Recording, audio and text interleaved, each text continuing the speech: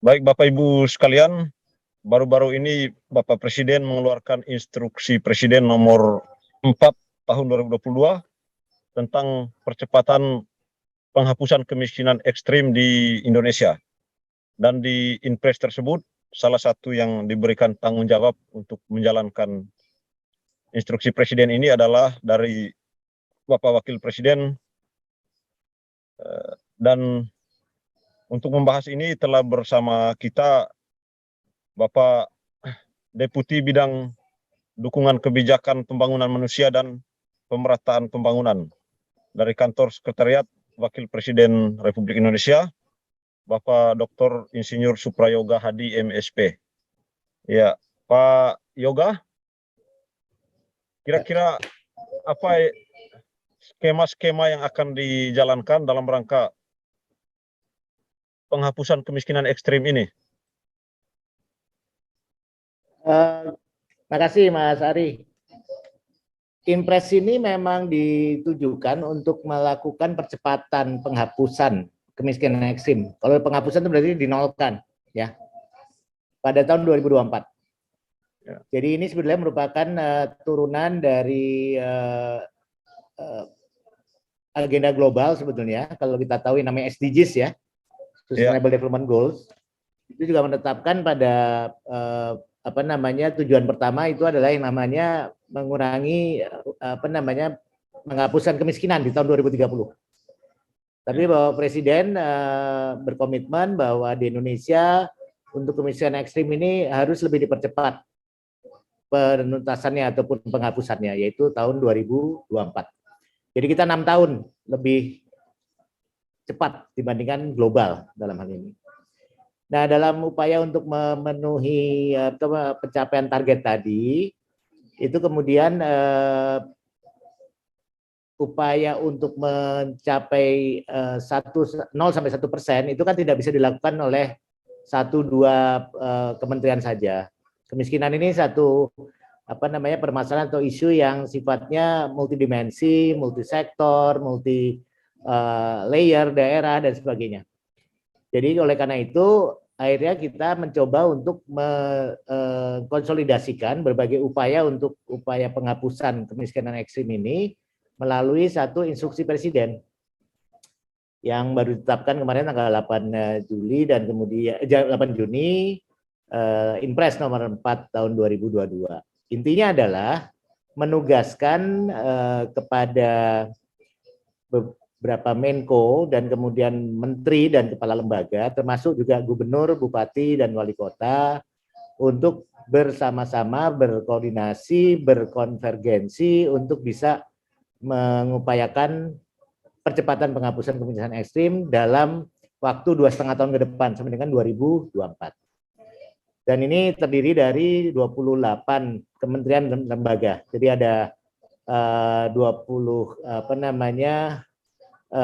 itu dari 22 menteri termasuk Menko, dan ada 6 lembaga di sana terkait, plus gubernur, bupati, dan wali kota. Nah, esensi dari upaya penghapusan kemiskinan ekstrim itu adalah ada tiga upaya yang akan dilakukan. Yang pertama adalah dalam kaitannya dengan pengurangan beban pengeluaran. Itu yang selama ini sudah kita pahami dengan melalui program yang namanya bantuan sosial, perlindungan sosial dalam hal ini. Seperti contohnya PKH, kemudian BLT sembako, dana desa, BLT, termasuk BLT dana desa di situ, terus kartu sembako segala macam. Itu ada di sana. Kemudian yang baru itu adalah sebetulnya kita mengupayakan untuk pemberdayaan ekonomi masyarakat. Ini yang kemudian nanti akan dikoordinasikan, kalau yang tadi oleh Kementerian Koordinator Bidang PMK, kalau yang untuk pemberdayaan ekonomi masyarakat itu nanti akan dikoordinasikan melalui Menteri Koordinator Bidang Perekonomian. Nah, ada 3 hal yang nanti akan dilakukan di dalam konteks pemberdayaan ekonomi masyarakat ini. Yang pertama adalah padat karya. Ini nanti akan kaitan juga dengan desa dan sebagainya. Kemudian yang kedua adalah kaitannya dengan peningkatan kapasitas masyarakat dalam bentuk pelatihan, vokasi, dan sebagainya. Dan yang ketiga adalah penguatan UMKM. dalam hal ini. Jadi ini ditujukan untuk yang bukan sekedar bagi-bagi bantuan sosial, tapi lebih kepada pemberdayaan ekonomi. Nah, itu yang nanti kita akan lebih fokuskan sebetulnya di dalam konteks intervensi yang nanti akan dilakukan oleh baik itu oleh kementerian lembaga maupun juga oleh pemerintah daerah sampai dengan tingkat desa. Kemudian yang ketiga, pilar yang ketiga ataupun strategi yang ketiga adalah mengurangi kantong-kantong kemiskinan. Karena kita tahu lah di beberapa tempat ya seperti daerah timur ya, seperti contoh Mas Ari lagi ada di NTT, dalam hal ini kan banyak juga yang istilahnya kantong-kantong kemiskinan yang memang di daerah pesisir, kemudian juga di daerah-daerah yang mungkin sumber daya alamnya terbatas dan sebagainya, itu kan memang harus ditangani mungkin dalam bentuk infrastruktur dan sebagainya, harus ditambah di sana. Jadi itu 3 strategi yang kita akan lakukan di dalam konteks penghapusan kemiskinan ekstrim dalam 2,5 tahun ke depan ini. Nah, yang terakhir yang saya buat pengantar aja ini ada dalam konteks lokusnya. Nah, lokusnya sebetulnya kita sudah mulai kemiskinan ekstrim ini sejak tahun lalu melalui uji coba sebetulnya di 35 kabupaten kota. 35 kabupaten di 7 provinsi, mohon maaf, di 7 provinsi, masing-masing provinsi 5 kabupaten. Salah satunya termasuk di NTT. Saya juga. Betul. Manggarai Timur ada juga masuk di situ. Ya. Nah, itu tahun lalu udah dicobakan dan kemudian hasilnya ternyata kurang menggembirakan gitu. Dari 35 kabupaten percontohan tadi ternyata hanya 21 yang bisa menurun kemiskinannya. Ternyata ada yang 14 lainnya meningkat malah kemiskinannya. Jadi kalau Manggarai Timur kabupaten saya Pak, boleh tahu bocorannya? Kalau Manggarai Timur relatif sudah menurun, bisa menurun ya dalam konteks ini, walaupun belum terlalu signifikan karena memang pengukuran ataupun evaluasinya itu dilakukan terlalu sempit waktunya dengan pengalokasian bantuan tambahan waktu itu melalui tambahan bansos waktu itu ya, kartu sembako tambahan 3 bulan waktu itu menjelang akhir tahun 2021. Nah, yang penting sebenarnya yang perlu saya sampaikan di dalam konteks ke depan ini, itu 35 itu baru percontohan. Nah, pelaksanaan di tahun 2022 ini akan difokuskan ke 212 kabupaten kota di 25 provinsi. Jadi diperluas dalam hal ini. Artinya kemiskinan ekstrim ini menyebar di semua provinsi, bukan hanya 35 kabupaten kota yang menjadi pilot project tahun lalu.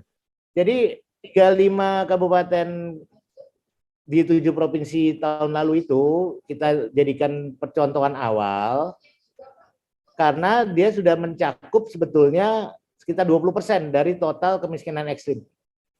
Kemiskinan ekstrim itu secara nasional itu ada sekitar 4% ya dari jumlah penduduk. Kalau kemiskinan secara umum itu kan masih sekitar 9,7% atau 10%. Maaf Pak Yoga, kalau pertanyaan kami juga tentang indikator kemiskinan ekstrim itu. Indikator kalau konteks kemiskinan itu kan ngambilnya dari Susenas. Jadi kita nggak ngambil data dari mana-mana, dari Susenas. Kemudian sebelumnya kita ngambil data dari DTKS. Ada yang namanya data terpadu kesejahteraan sosial. Nah, itu yang dikelola selama ini oleh Kementerian Sosial. Dan itu ada 45 indikator. Kalau mau dilihat satu-satu di situ ada. Nah, berhubung tahun lalu itu salah satu ini, makanya saya nyambung dengan yang tahun lalu kenapa dianggap kurang terlalu berhasil dari 35 percontohan kemarin, karena kita menggunakan data terpadu kesejahteraan sosial dari Kemensos itu yang tidak punya peringkat, tidak punya ranking. Sehingga pembagian bansos itu akhirnya nggak tepat sasaran. Ada yang tidak miskin dapat bantuan, sementara yang miskin tidak dapat bantuan. Itu yang dinamakan dengan exclusion error. Selain itu juga mungkin pada tahun lalu yang kita temukan di tingkat bawah, yaitu penentuan keluarga miskin ekstrim untuk dapat tambahan BLT 3 bulan. Karena di sana ada yang BLT dana desa, ada yang dari PKH dan sebagainya. Ya, waktu itu data awal di musyawarah desanya sudah ditetapkan, tetapi muncul lagi kebijakan terbaru, yaitu dari PKH gitu. Iya, ya. Makanya itu yang saya bilang dengan exclusion error. Jadi ada error dalam pensasaran. Sasarannya tidak tepat. Nah, oleh karena itu, untuk tahun ini kita menggunakan sekarang data, basis datanya adalah data dari pendataan keluarga BKKBN. Pendataan keluarga BKKBN atau PK BKKBN tahun 2021 itu mengcover 968 juta keluarga di seluruh Indonesia dan sekitar 225 juta individu. Nah, itulah yang kemudian dijadikan sekarang basis data untuk pensasaran dengan peringkat yang udah jelas. Jadi kita punya ranking sekarang.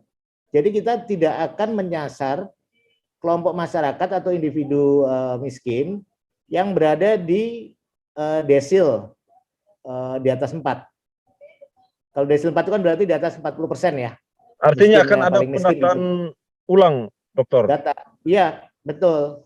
Jadi itu yang sekarang sedang kita lakukan dan kita udah siap itu untuk yang 212 kabupaten di tahun 2022 ini.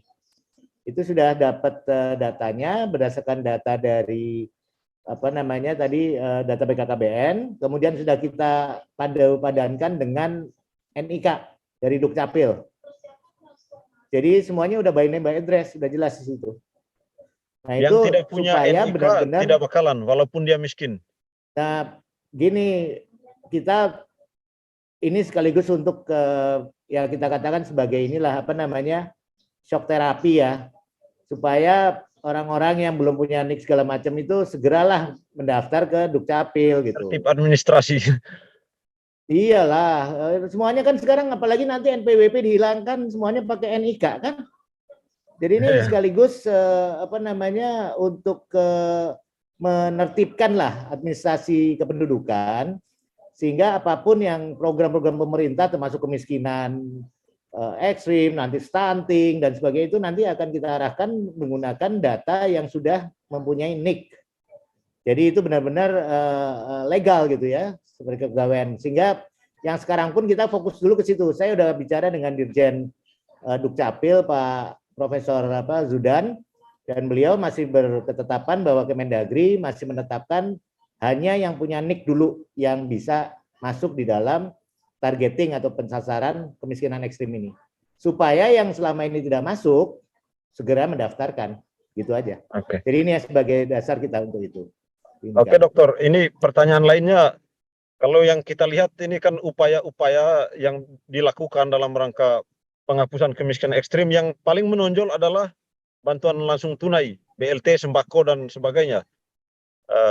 Sementara yang lain seperti padat karya tunai, pemberdayaan masyarakat, mungkin itu yang belum terlalu nampak. Apakah ada upaya khusus untuk itu, Dokter? Ya, ya. Akan kita fokuskan memang ke dalam konteks pemberdayaan ekonomi. Kalau yang apa namanya sembako, PKH itu kan orang tinggal duduk manis sepanjang dia masuk di dalam apa namanya KPM, kelompok penerima manfaat, pasti dapat, ya toh? Iya. Tapi yang sekarang yang kita benahi, kenapa data ini menjadi penting? Supaya yang punya potensi untuk diberdayakan ya baik secara ekonomi maupun secara apa namanya keluarga, itulah yang nanti akan mendapatkan padat karya, mendapatkan apa namanya pelatihan. Kemudian kalau dia punya usaha, dia akan mendapatkan bantuan modal umpamanya melalui UMKM dan sebagainya.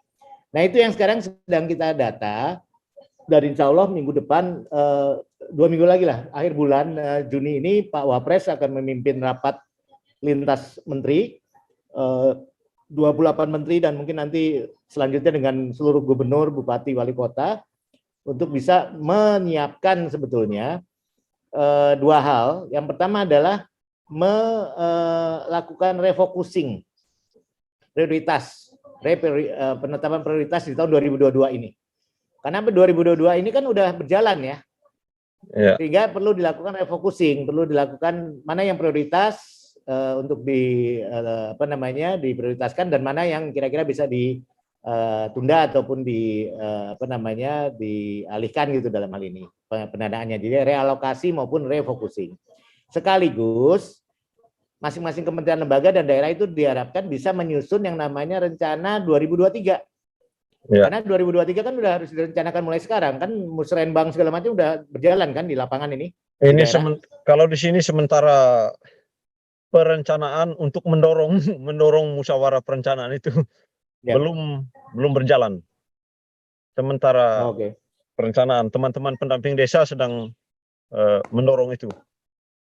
Ya, makanya pendamping desa nanti mungkin kita bisa manfaatkan. Saya barusan rapat dengan Kemenko PMK tadi barusan untuk bagaimana pemanfaatan dana desa untuk juga mendukung kemiskinan ekstrim.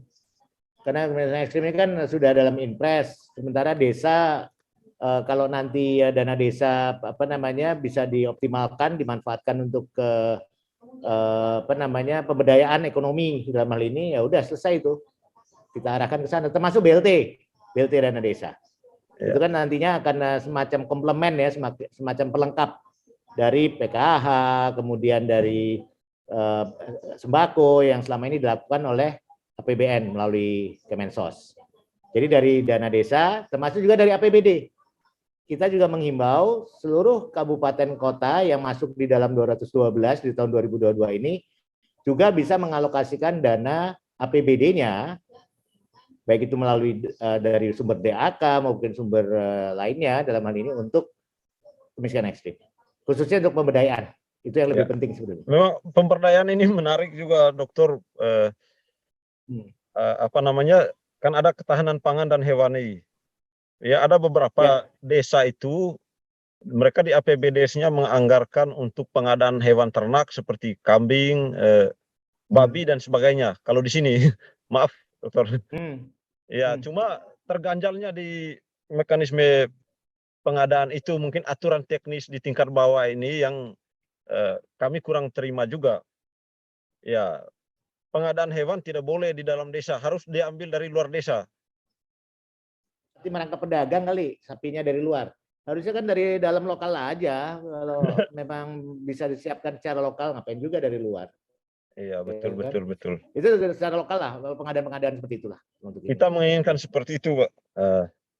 Iya. Artinya untuk ke langkah ke depan ini, Pak, yang pertama yang bisa saya simpulkan tadi, akan ada pendataan ulang untuk terutama salah satu strateginya tadi BLT itu.